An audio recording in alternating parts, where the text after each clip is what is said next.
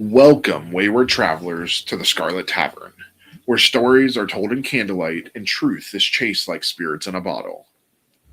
Imagine volunteering to become a United States Marine, earning the title, wearing the uniform, taking on the same brutal training, and then being told, yeah, but not with the rest of them.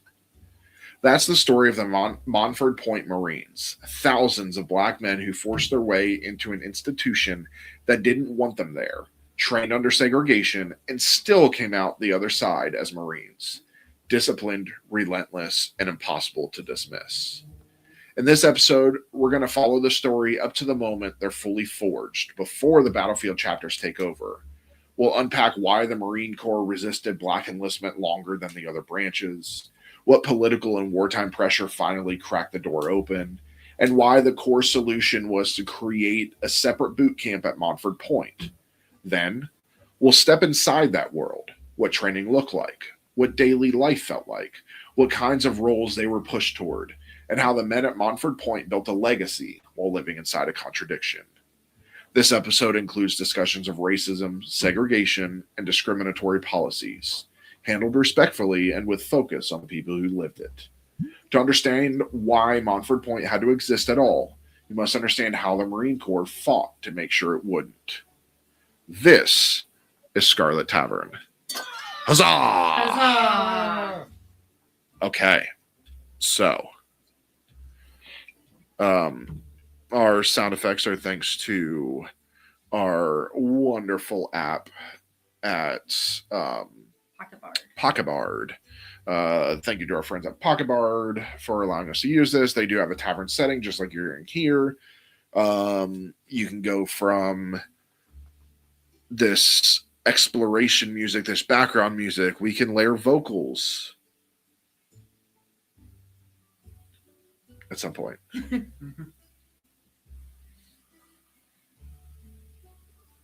She gonna sing? She can do vocals. We can throw it into combat mode.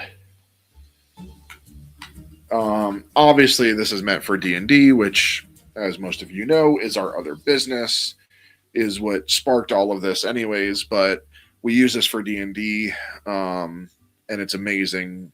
Everything from tavern to a tainted chapel, which is what you guys were just hearing earlier. Oh, yeah, that was creepy, by the way. To space and things like that. So there's so many different things, little one-shots like you heard of the cheering and pouring drinks and things like that. So check them out.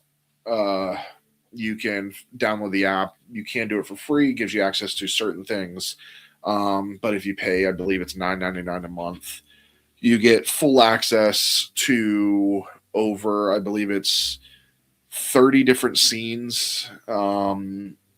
Most of them have like 40 one-shots and then things like that. So they're awesome. You're going to start hearing that in Scarlet Tavern now. But yeah, so let's get started. Again, this does involve racism, segregation, discrimination. Obviously, we do not support any of this, but I think it's crucial to talk about because it's Black History Month. So, for those listeners, happy Black History Month. And there is some wording in here that yes, you'll hear some terms from official statements, and obviously this is not our terms, but it's important for the narrative. So, for most of its history, the Marine Corps didn't just lag behind the rest of the U.S. military on race. It drew a bright, deliberate line and dared anyone to challenge it. And that line wasn't fuzzy. It wasn't unofficial. It wasn't a quiet practice that people could pretend didn't exist. It was policy, baked in so deeply that for generations, African Americans were not allowed to be Marines.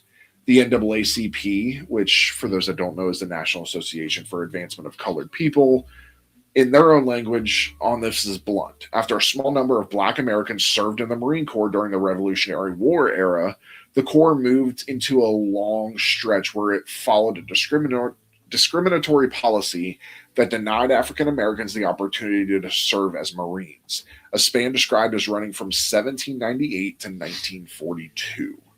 That's not a short detour in the timeline, it is the timeline.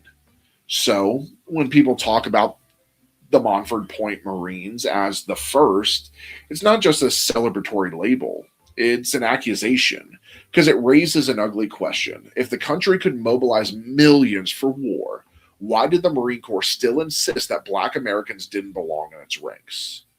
And that answer sits at the intersection of two things the Corps treated as sacred: identity and control. The Marine Corps has always been obsessed with its self image: elite, disciplined, different. That mythology can inspire courage, but it can also become a gate that opens only to those already inside it. When you convince yourself you're not just a branch of service, but a club or cult, you start acting like one. You decide who fits, you decide who doesn't, and then you dress those decisions up as traditions, efficiency, or unit cohesion. Like prejudice gets cleaner if you starch the uniform. And that's exactly how the leadership framed it. But in the early 1940s, the Corps' top brass wasn't shy about their contempt for the idea of Black Marines. The commandant at the time, General Thomas Holcomb, didn't just resist, he mocked the entire premise. He argued that African Americans trying to enlist were, quote, trying to break into a club that doesn't want them. This single sentence tells you everything about the mindset. Not we aren't prepared, or we need the time, or we have concerns, just you're not allowed. And Holcomb didn't leave it there. He delivered one of those quotes that doesn't need interpretation because it interprets itself. If it were a question of having a Marine Corps of 5,000 whites or 250,000 Negroes, I would rather have the whites. It's not dog whistle language, it's a bullhorn. It's also the point where the "it was a different time" excuse starts to crumble. Because here's the thing. Even at that time, other branches had already found ways, flawed, segregated, unequal ways, but ways to include Black Americans in uniform. The National Archives notes that the Army and the Navy allowed African Americans to join, even though they were segregated and often limited to specific ratings. But contrasting that with the Marine Corps, which enforced complete racial discrimination, having never allowed African Americans to join. So this wasn't an impossibility nationwide, it was an institutional choice. And choices like that aren't held in place by policy memos alone. They're held in place by the culture that policy creates, the everyday understanding of who is supposed to be there. When a branch spends decades telling itself that Black Marines don't exist, it stops being an absence and becomes an ideology. The Corps didn't merely lack integration, it practiced exclusion as a form of control. Who gets to be one of us becomes a way to define what us means in the first place. And once an institution ties its identity to exclusion, letting people in isn't just change, it feels like surrender. That's what makes Holcomb's club language so revealing. It's not just racism, though it absolutely is. It's the belief that the Marine Corps is a private room and the people inside have the authority to decide who counts as worthy. But war doesn't care about anyone's private room. War cares about numbers. War cares about labor. War cares about national unity, at least the appearance of it. And by the time the United States is staring down the reality of global conflicts, the Corps can cling to its identity all at once. But the world outside that club starts demanding a different set of numbers. Because while the Marine Corps is drawing the line, the country is changing around it. The government is preparing for a massive wartime effort. The military is expanding. Black Americans are demanding access not just to jobs and paychecks, but to citizenship and practice, meaning the right to serve, to advance, and to be recognized as full participants in the nation they're being asked to defend. And here's the most vital tension to sit with. The Marine Corps could hold the line as long as this remained an internal argument, but it didn't stay internal. Because once the question becomes national, political, economic, and moral, the Corps loses the ability to decide it on its own. So the line is drawn. The club has spoken. The gate is locked. And then the pressure starts to build. Outside the barracks, outside the Corps' traditions, outside the comfort of pretending this is merely a Marine Corps decision. Next, we're going to follow the forces that push on the gate until it finally moves. how activism, wartime realities, and political necessity collide, and how the door opens just enough to change the Marine Corps forever. The thing about an institution drawing a hard line is that it only works as long as the institution controls the conversation. And by the early 1940s, the discussion about race, labor, and national defense wasn't happening inside the Marine Corps anymore. It was happening in factories, in union halls, in black newspapers, and increasingly in the White House. Because America wasn't just gearing up for war, it was gearing up for a massive war economy. Ships, planes, weapons, uniforms, steel, rubber, everything. And that war economy ran straight into a reality the country couldn't keep pretending wasn't there. Black Americans were being shut out of defense industry jobs, even as the government insisted national unity was a matter of survival. That contradiction of we need everyone while still practicing discrimination created an opening. Not because the system suddenly grew a conscience, but because activists were ready to force the issue at precisely the moment the government could least afford instability.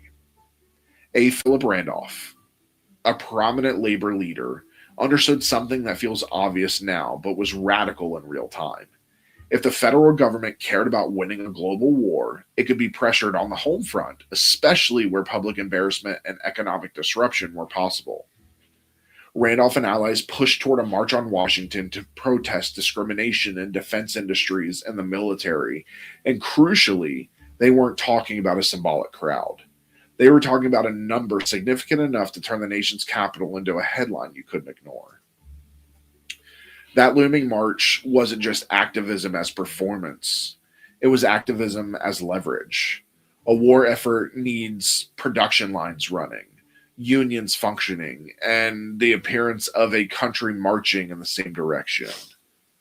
A massive protest right as the defense program accelerates threatens all of that, politically, economically, and internationally.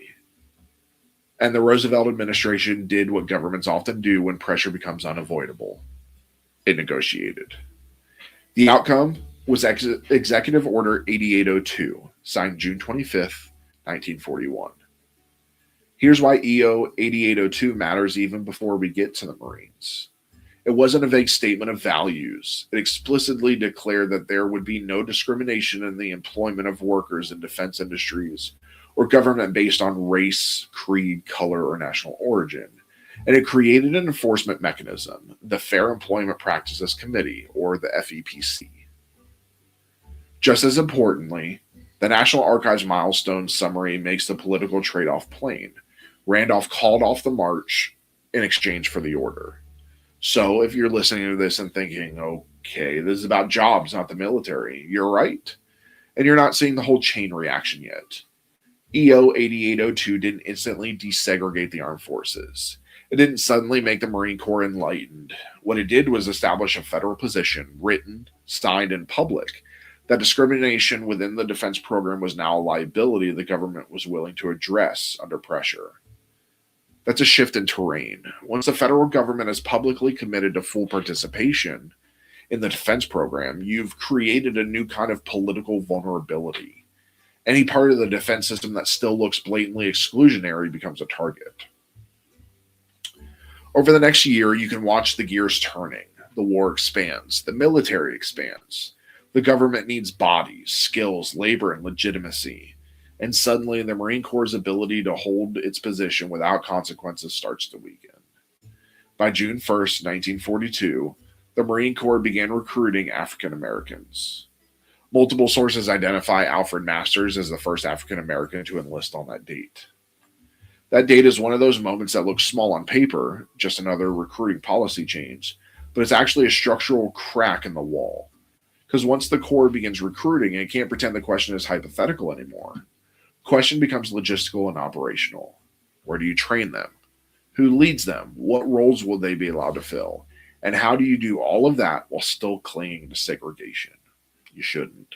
You shouldn't. But the Marine Corps found a way to. Yeah. Leave it to the jarheads to do everything the hard way and be kicking and screaming to do the right thing. Yeah. The cran eaters. And this is where the door opening reveals the next truth. Their Marine Corps wasn't just deciding to accept black recruits, it was deciding how to contain them. JSTOR Daily notes that when recruiting began, the Corps looked for men with skills needed to build the facilities where black Marines would train, because the system they were creating required infrastructure and quickly. Even some Marine Corps communications and later institutional summaries describe this bluntly and in practical terms.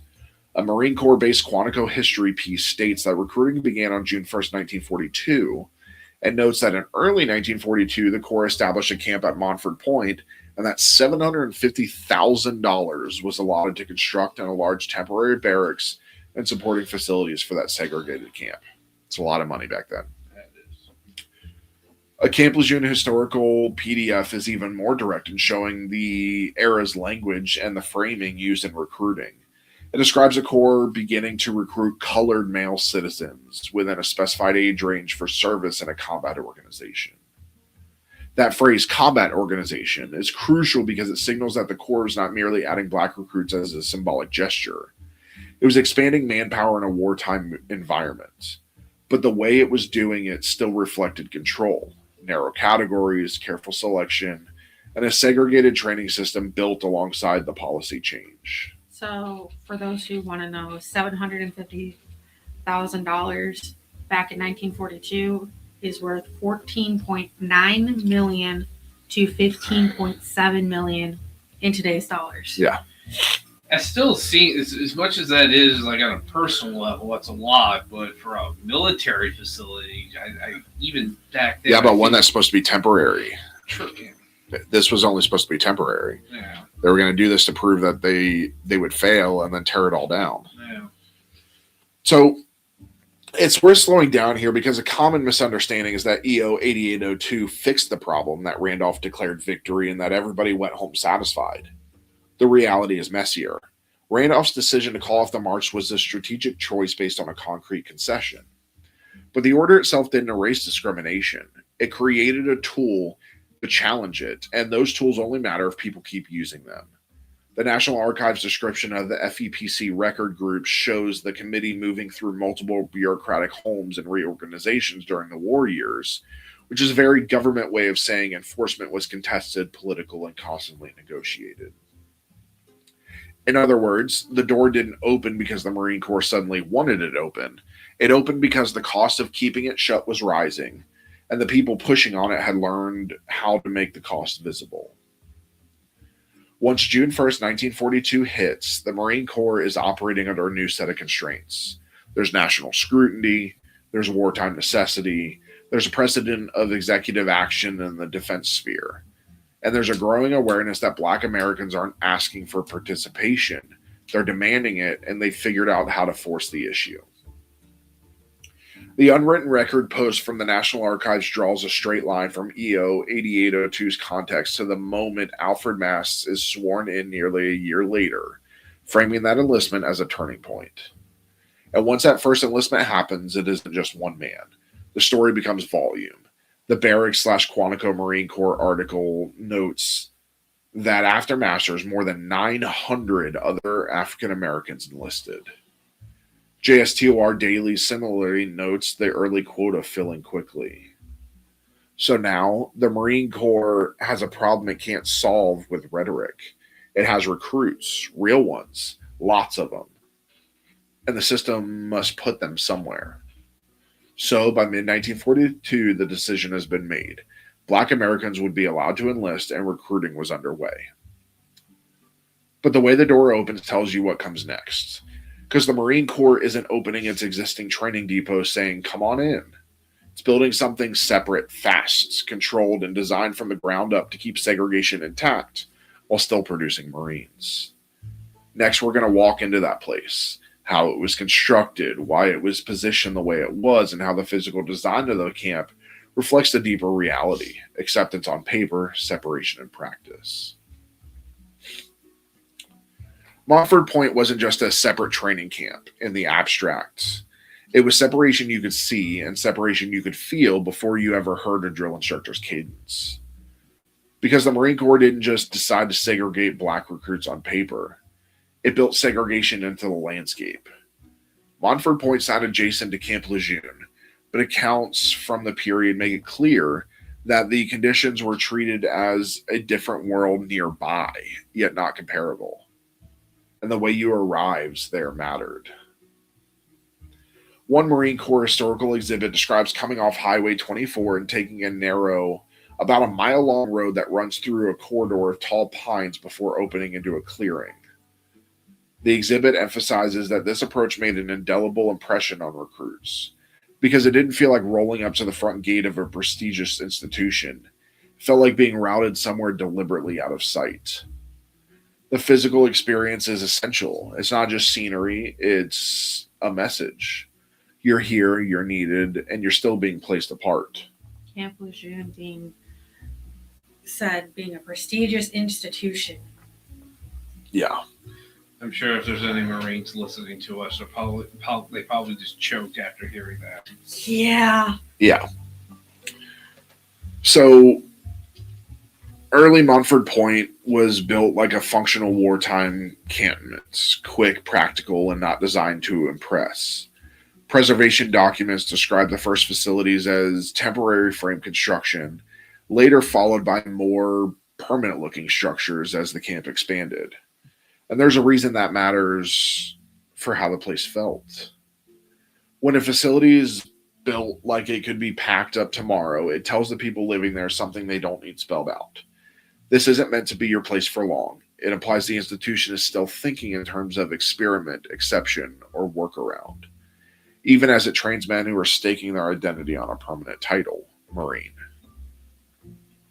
The same exhibit gives a remarkably concrete snapshot of what recruits saw in that clearing. It lists a headquarters building, a chapel, warehouses, a dispensary, and a mess hall, nicknamed the Greasy Spoon by recruits.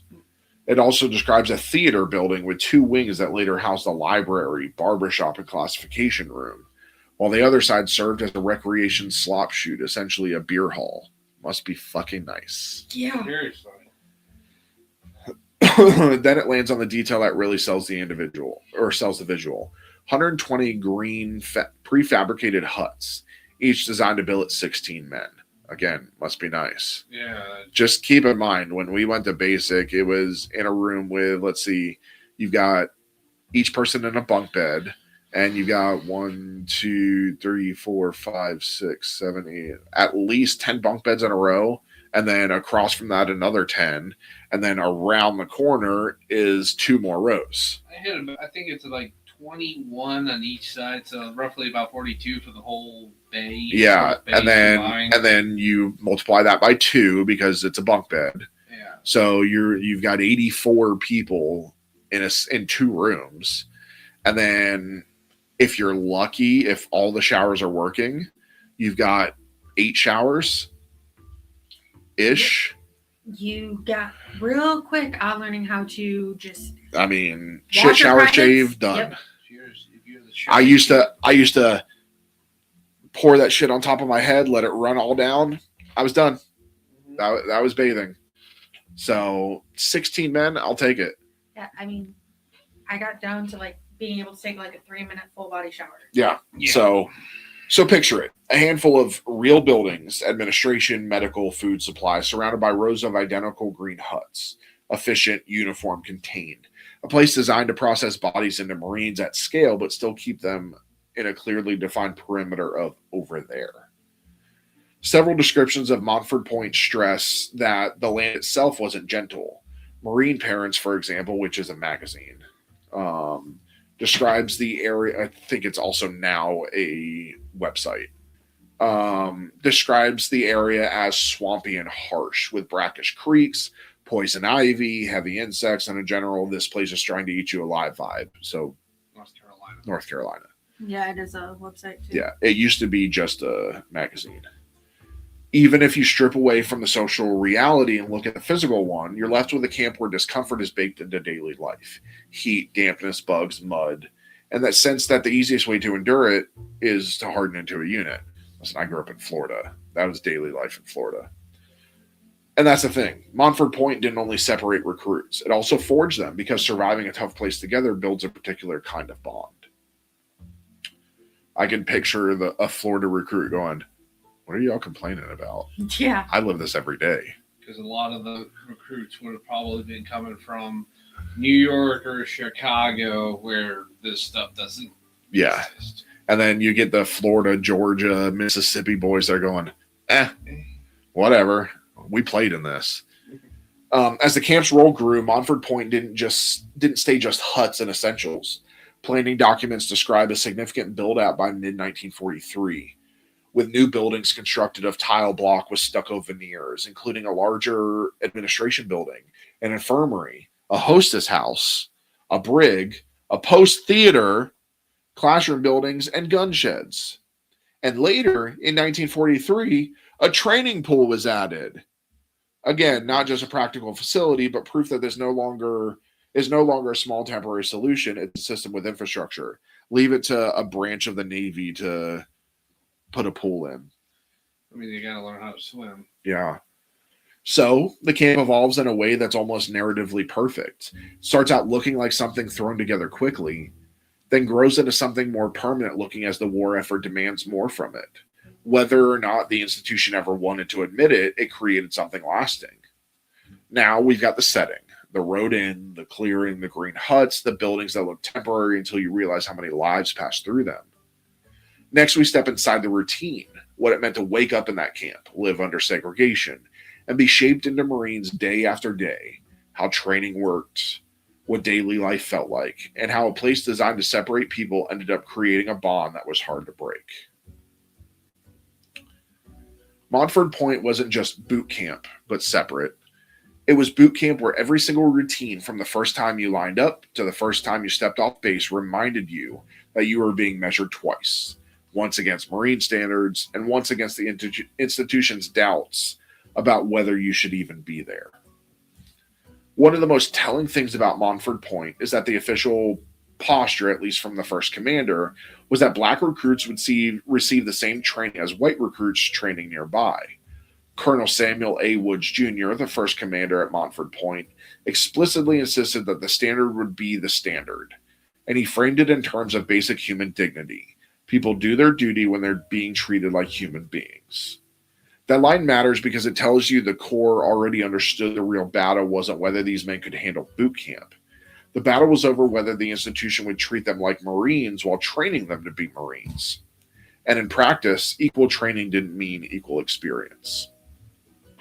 Because the training itself, the drill, the discipline, the physical grind, was only one layer. The other layer was a social reality they lived inside. Segregation, hostility, and the constant understanding that failure wouldn't be seen as an individual shortcoming. It would be used as proof that the door should never have been opened. Marine parents describe Montford Point Boot Camp as a kind of non-stop motion machine. Constant activity, learning Marine discipline, and mastering combat skills like hand-to-hand fighting, rifles, and bayonets. That constant activity part is worth lingering on because it's the texture of boot camp people forget when they reduce it to a montage. The whole point is to break down the civilian rhythm in your head and replace it with something else. Moving when you're told, speaking when you're told, standing still when you're told, and doing it perfectly the first time, even when you're exhausted. Until you get the kid, well, I want to join the military, but if a drill instructor would have gotten in my face, I would have punched him. Yeah. I mean, the exhaustion is real. I remember falling asleep. I would fall asleep standing up. Falling asleep, standing up, Tired. and marching while I was sleeping. Or sitting in classroom and huffing hand sanitizer or a marker to stay awake. I would literally...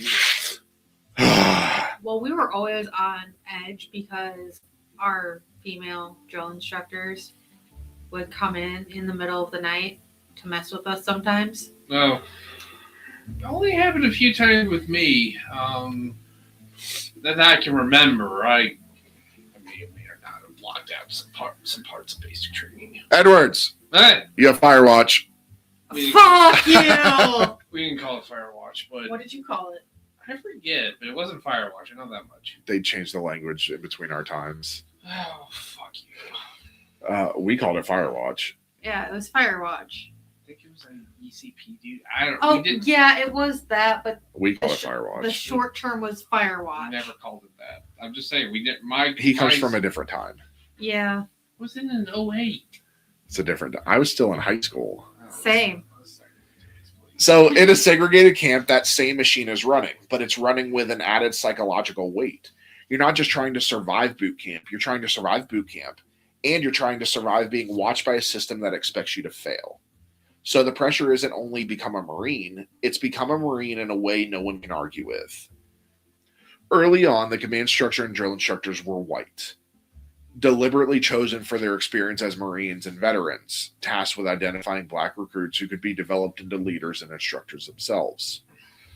Over time, that changed, and when it didn't necessarily mean things got softer.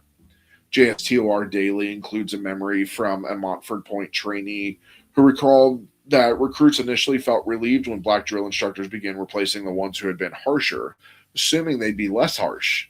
Instead, the black drill instructors pushed them harder, driven by a fierce determination that their men would succeed and be seen as real Marines. That's one of the most human, complicated truths of the Montford Point story. Sometimes the people who understand the stakes most intimately were the ones who applied the most pressure because they knew exactly how little margin for error the institution was willing to grant. Wounded Warrior Project similarly notes that by 1945, every drill instructor at Montford Point and many NCOs, non-commissioned officers, were black after recruits were selected to become NCO drill instructors. So inside Montford Point, you have this intense feedback loop. The Corps is trying to maintain control through segregation. The men inside the segregated system build their own internal standards and leadership culture. And that culture becomes a forge because excellence is the only argument the institution can't dismiss. Even when training was equal on paper, daily life was structured to reinforce separation. The National Archives' unwritten record post states plainly that Montford Point Marines endured racism that included not being allowed to enter Camp Lejeune unless accompanied by a white Marine. Wounded Warrior Project gives the same example as a snapshot of the racism they faced. That's just not a policy detail. It's a daily message. You can wear the uniform, but your movement still requires permission. You can be trained as a Marine, but you're still being treated as an outsider. And then there's the outside world. Marine Parents describes the surrounding community reality in Onslow County as a wall of segregation. Black Marines facing segregated and less comfortable seating on buses and trains and in theaters. Police requiring them to stay out of the white areas and being asked to leave establishments. So picture the emotional whiplash. You spend the day being told discipline is everything. You're part of an elite fighting force and you're earning the title. Then you step off base and get reminded in public that the South segregation systems still sees you as somebody who needs to be controlled.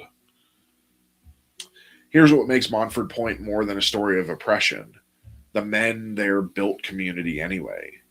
Marine Parents note that despite being kept extremely busy, recruits still found moments for cards, conversations, cigarettes, sports, and sharing mail from home. Must be nice. Seriously. And that these small rituals formed a tight bond that helped balance the prejudice and intensity of training.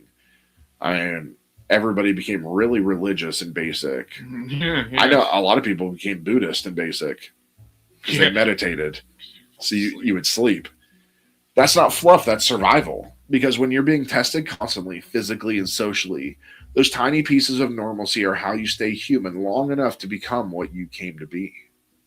The National Archives post backs up the idea through its photo captions. It describes Montford Point's recreation program as a vital morale builder, noting that daily movies were shown in on-base theaters. Again, must be nice. Seriously. It also describes the Camp Service Club as a packed, popular off-duty spot.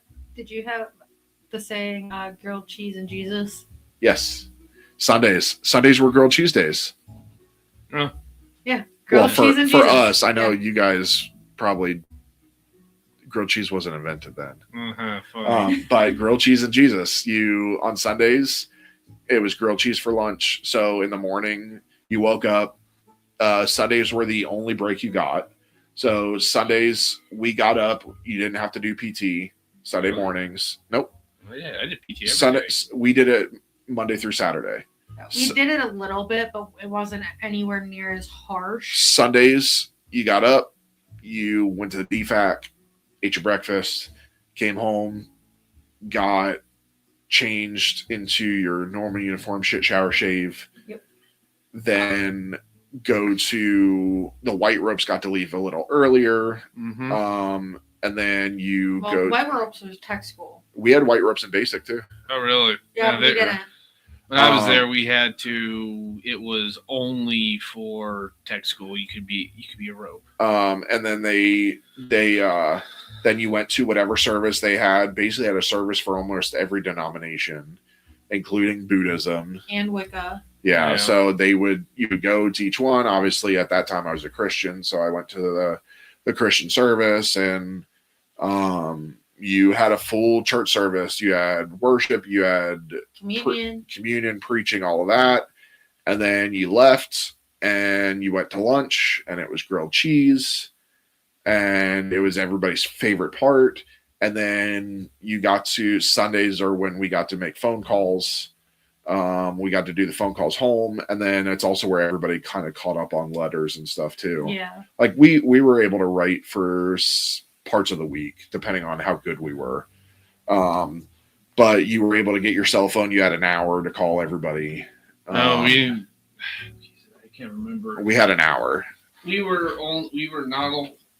I remember only calling home like the beginning and toward the end. I did the initial call, initial like, hey, blah blah blah, and here's my address. I made it. Goodbye. I'll call you later. Yeah, and the person you had to memorize the phone number, and the person had to answer the phone, or you could not leave a message. I was lucky that my mom had the same phone number my entire life, so I had it memorized already.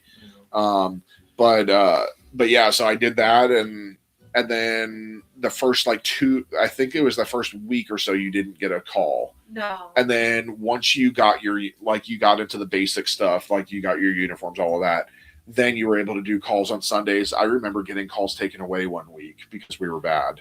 We got calls taken away, but we also got shortened. Typically, you have like a half hour. And then sometimes it got cut down. Yeah. My drill instructors, they used to do I remember a couple times they would throw off the wall questions at you, because they could ask you, and you had to answer questions about chain of command. Yeah. And they'd be like, all right, for whoever gets this right gets a 15-minute call home, or it's a 10 or 15 minute, either one. But they would ask you the most obscure question, like, who is the Secretary of the Air Force? And we had memorized our chain of command, but anything beyond that, nobody read it, because we were told specifically, don't worry about it.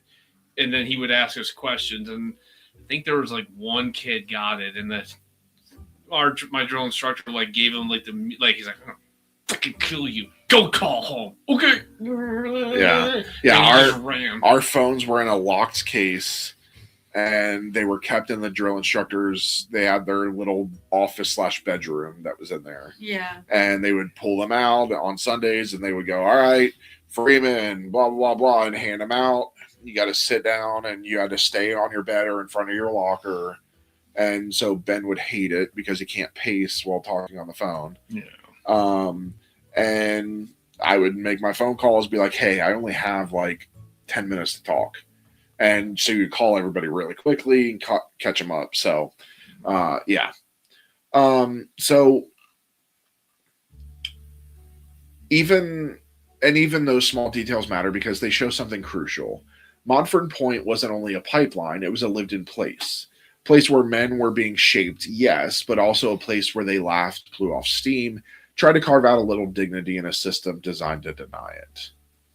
The unwritten record post also points to the everyday rituals of becoming a Marine, such as clothing issues and recruits in dress blues, as shown in archival photographs from Montford Point. That matters because the uniform wasn't just fabric. For many, it was evidence. Evidence they belonged, evidence that they could meet the standard, evidence the Corps' old story about who could be a Marine was no longer defensible. That's why this resonates emotionally. Montford Point was designed to keep Black recruits separate, physically, socially, and symbolically. But the training itself did something the Marine Corps couldn't fully control. It created Marines. And once you have Marines, you have people who insist on being treated like Marines. By the time a recruit made it through Montford Point, the transformation wasn't theoretical. The discipline, the weapons training, the leadership pressure, even the off-base hostility, they were all shaping men for a purpose. Next, we're going to talk about what that purpose looked like in practice, what roles the Marine Corps expected Montford Pointers to fill, why those roles were strategically important, and how the men trained at Montford Point started changing the Corps not just by existing in uniform, but by becoming indispensable. So by the time a Montford Point recruit earned the title, the Marine Corps wasn't just thinking congratulations. It was thinking, now where do we put you? Because the moment black men became Marines, the institution had to answer a second question it had been trying to avoid. What kind of Marines would it allow them to be? And the early answer was control through structure. Instead of folding Montford Pointers into existing units across the Corps, the Marine Corps built a pipeline that funneled them into segregated units and narrowly defined job categories. Units that were essential to war, but also easier to isolate, supervise, and contain within the old rules. One Camp Lejeune Montford Point display makes this clear in an almost clinical way. The first African-American Marine Corps combat unit was the 51st Defense Battalion, activated August 18, 1942, at Montford Point. Soon after, the Secretary of the Navy authorized a Marine Corps messman branch and the first of 63 combat support companies, either depot or ammunition units, plus a 2nd Defense Battalion, the 52nd. That list tells you what the Corps was building, a set of lanes that were absolutely necessary to a wartime Marine Corps. Base defense, supply, ammunition handling, depot operations, food service. But lanes that were also easier to segregate and keep separate from the Corps' core identity story. So, for those that don't know what messman branch is, their roles and duties were as messmen and stewards were to serve meals to officers, clean the cabins, polish shoes, and perform other tasks. Yeah, they were slaves. I mean, essentially. Yeah. That's what they were. So they weren't being placed randomly, they were being placed deliberately. And the messman branch detail is especially revealing. Food service is real work, vital work, and it keeps units functioning. Still, historically, it was also a role used to limit upward mobility and keep black service members out of combat arms and leadership tracks. Because, even to this day, being part of the mess MOS, it's hard to get a higher rank. I know when I was deployed, in our mess, it was like other nationalities cooking, and that it wasn't the military. Yeah. The only time I really saw military cooks in that were when I was stateside and stationed at Charleston. Yeah. Bastards gave me food poisoning. Our my base DFAC was closed. Hampton didn't have one. I ate at Burger King all the time. I will say the Army's food is actually pretty decent. I ate at Burger King a lot because there was a Burger King right in front of where the DFAC was. Even Fort Drum's mess wasn't that bad if you could actually get anything from them. Those miserable bastards. Yeah. Burger King burnt down.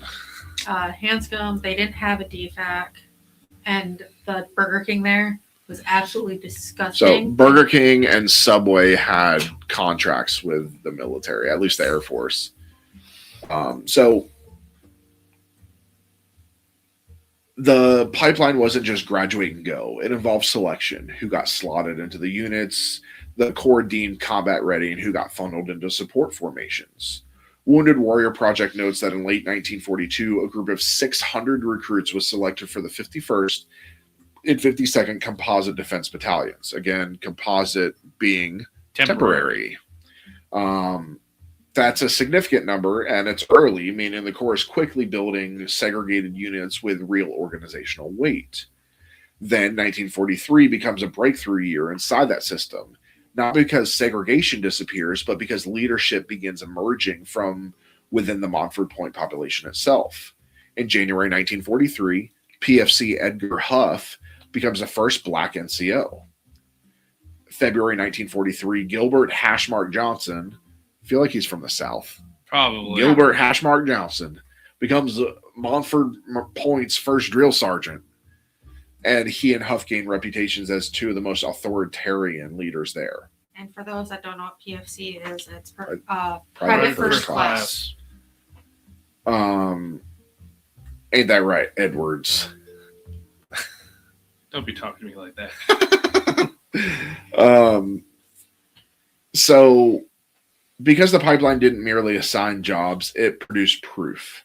Every black NCO promoted, every black drill instructor developed, every unit formed and functioning.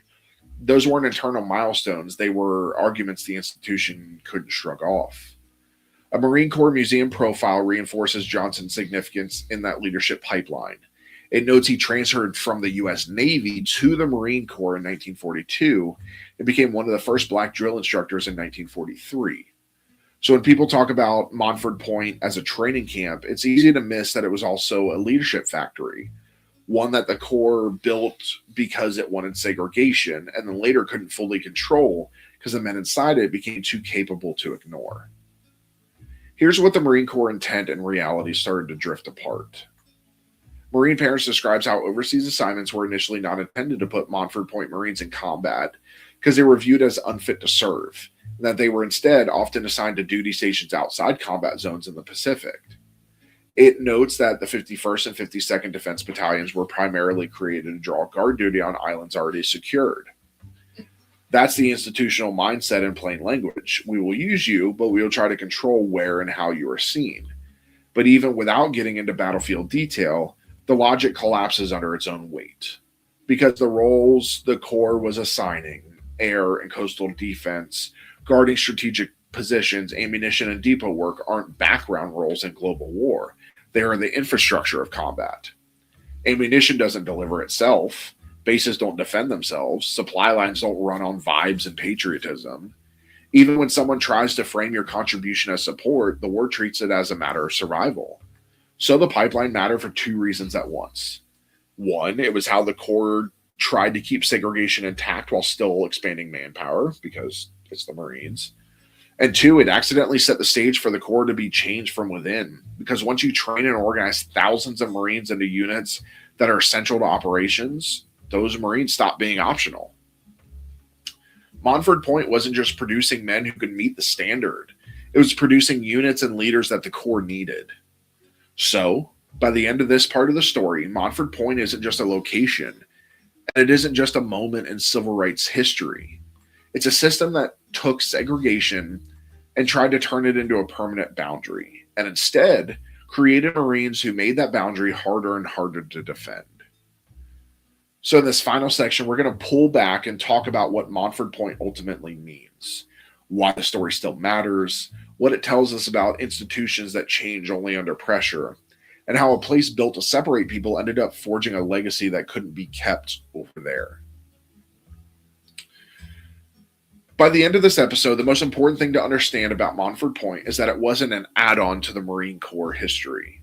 It was a test of what the Marine Corps, and really what the country, meant when it said words like duty, honor, and service.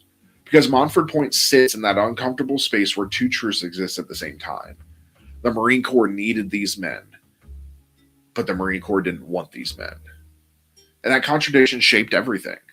Montford Point was built as a solution that sought to satisfy both impulses at once. Accept black recruits while keeping the institution's existing identity intact by placing that change at a distance, both physically and socially. It was the logic of segregation in uniform, participation without belonging. But history has this habit of breaking systems that try to control it. Because once you create Marines, once you put men through the standard, give them the title, and demand the discipline, you can't fully dictate what that title will mean to them. You can try to fence them off, but you can't stop them from internalizing the same pride, the same standards, and the same claim to the identity you just issued them. That's what Montford Point really represents, not just the first black Marines, but the moment the Corps began losing the ability to pretend it could be elite while also being exclusionary. Because those two things can't coexist forever once the people you excluded start meeting your standard. And there's another layer here that matters beyond the Marine Corps. Montford Point forces us to confront a bigger American pattern. Institutions rarely change because they wake up one morning with a sudden moral epiphany. They change because staying the same is too costly under pressure, politically, economically, culturally, or operationally. So when we talk about Montford Point's meaning, it isn't just look how far we've come. It's also a warning label. Progress is often reactive, often reluctant, and usually comes with conditions attached. The door opens, but someone tries to stand in the frame and decides how wide it gets. And that's where the men at Montford Point become more than a historical chapter. They became proof. Proof that segregation could not stop competence. Proof that discipline and excellence could be built even inside a system designed to deny dignity. Proof that the definition of Marine was never going to stay locked in a private club once men had earned the title the institution tried so hard to keep out.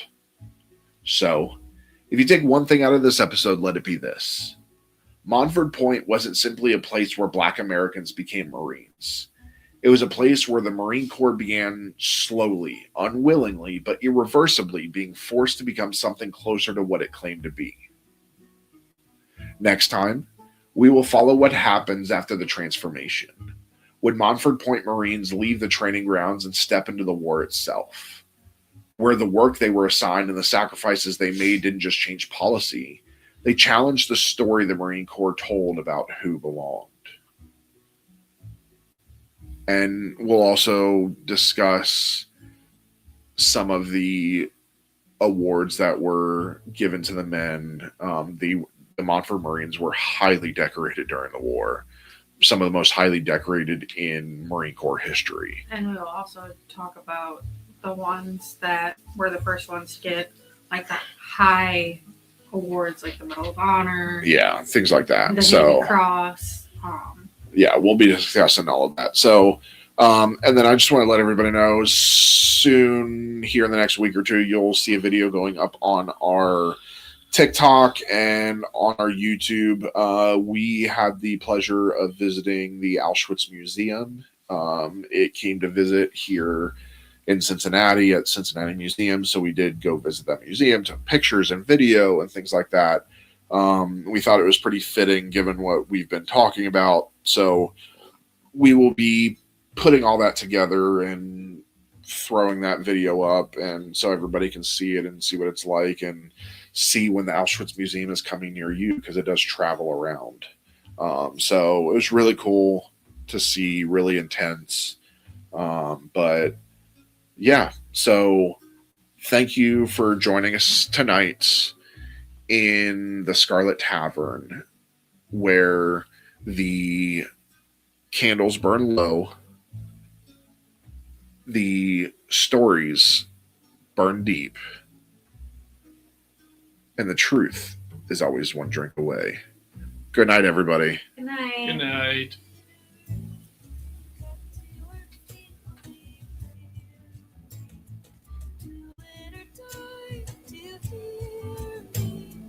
Open your eyes, look towards the skies and